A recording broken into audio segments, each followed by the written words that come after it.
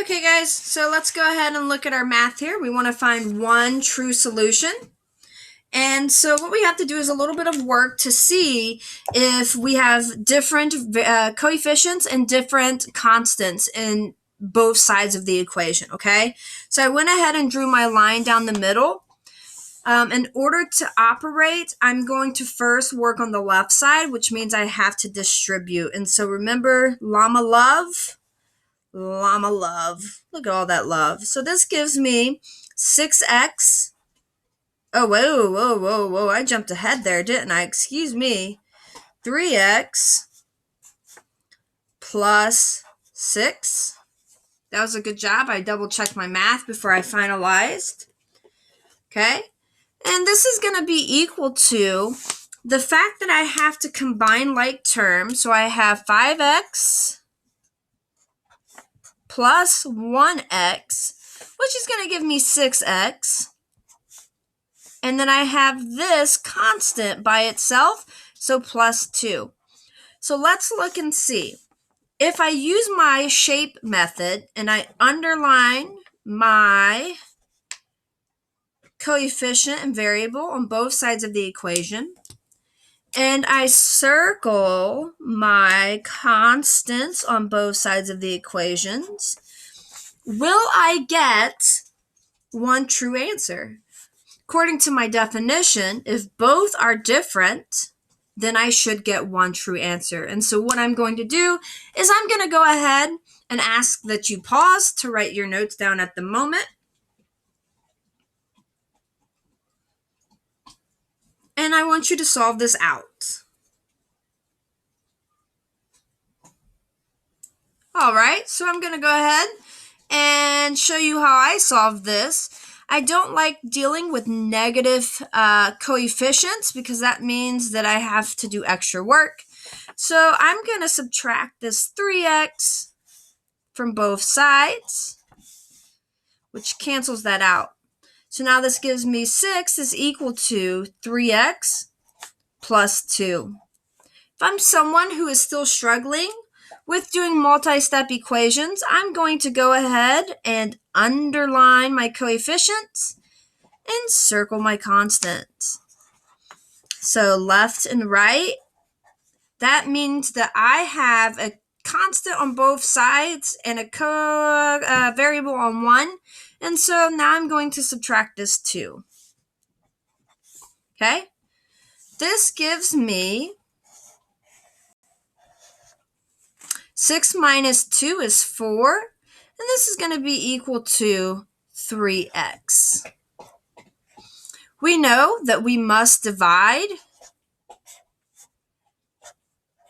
so my answer here is going to be 4/3. Okay? And you can check my math. There are times that I am wrong. There are times that it's good that you check my math. Go ahead and leave your answers in the comments if you got something different, okay? Let's look at no solution or none. There's no possible way. So what I have to do in this situation is go ahead and, well, draw my line down the middle. I'm going to underline everything that has a coefficient and a variable. And I'm going to circle my constants. And I need to take that sign. So I'm going to work with the left side first and then the right side second. And then I'm going to want to have x on this side and a number on this side, constant on the right. That's what I'm deciding at this moment. It doesn't matter. You can choose to do either way. You're still going to come up with the same answer.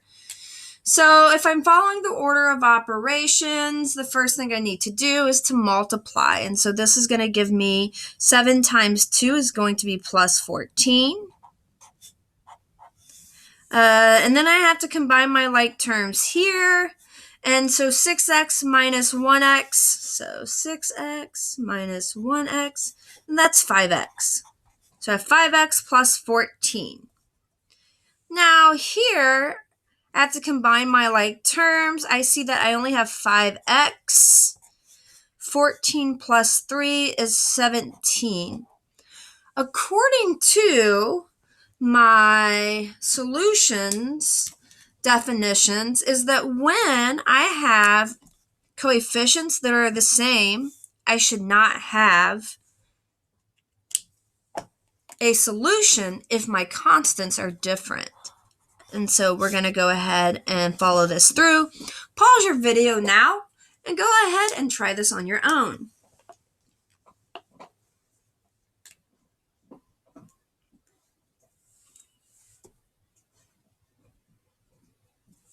Great. So what you should have here is you should have me going to go ahead and solve this out for you. And I'm going to move, based on what I said, I'm going to go ahead and move this constant 14 to the right side. So I'm going to subtract 14, subtract 14. This crosses out and leaves me with 5x is equal to 5x minus 3. Now, in order to get this variable, I have to now subtract 5x from both sides. Ooh, that cancels out, and so does that. And so what I have now is 0 is equal to 3. And this cannot happen. There's no solution. 0 cannot be 3. Okay? And let's look at infinitely many. If you need to pause, go ahead and pause, but I'm moving on. So here we want to combine our like terms again. Draw my line down the middle. I'm going to distribute llama love. 7 times 3 gives me 21x. And 7 times 2 gives me 14. Okay? I'm going to see if I get the same thing here. If you have to use the boxing method or the shape method, please do so, okay? I have 14 and 10x plus 11x. Guess what, guys? That gives me 21x plus 14. So just looking at this, I have here and here as my same constants and same coefficients. So what this means is that if I subtract 14 here and subtract 14 here, that becomes 0. Okay? And if I subtract, let's see, 21x is plus 0, 21x. If I subtract 21x here, subtract 21x here, well, guess what, guys? This crosses out, and now we have 0 is equal to 0, and this means that you can have any type of solution possible. There are so many types of solutions. I could plug 4 into x and still get the same answer on both sides, so infinitely many solutions. Go ahead and pause and take some notes. I'm going to flip back over very quickly and show you the notes just to review them on the other side. So again, we have unique or one solution. And when we have that, our coefficients are both different and our constants are both different. So constants and coefficients are different, and that means we're going to come out with x is equal to something, okay? If we have no solution, that means that we're going to have the same coefficient but different constants. And that's going to give us no solution. So in this situation, 0 cannot be equal to 3 because 3 is 3 and 0 is 0. Just like if I ask you how much money do you have and you say $4 and I try to convince you that you have 7, no, you have $4 unless I give you something different. And so no solution. Now here, everything is the same. Our coefficients are the same and our constants are the same. And so that means that I can plug in anything into this x and get the same answer on the both sides. And I want to review again why we are doing this.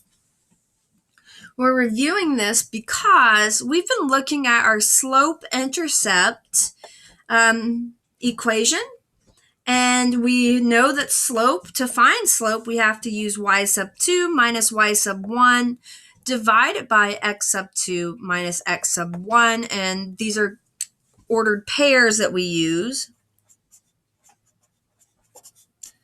There are other names for ordered pairs, such as a coordinate pair. And we know that B is where we begin, and so that's going to be our x comma y, or where it touches on the y-intercept. The reason we're reviewing the types of solutions is because we are going to move into graphs where there are more than one line. And so when we talk about parallel lines, those are going to be a type of solution. When we talk about lines that are perpendicular, that's going to be a type of solution. And when we talk about two lines that overlap each other, that's going to be a type of solution. And I'm pretty sure a lot of you can kind of guess where that's going, but I won't move ahead from there because I don't want to cause any confusion. What I do want you to do is to make sure that you take these notes down before you take your quiz tomorrow. Good luck, guys.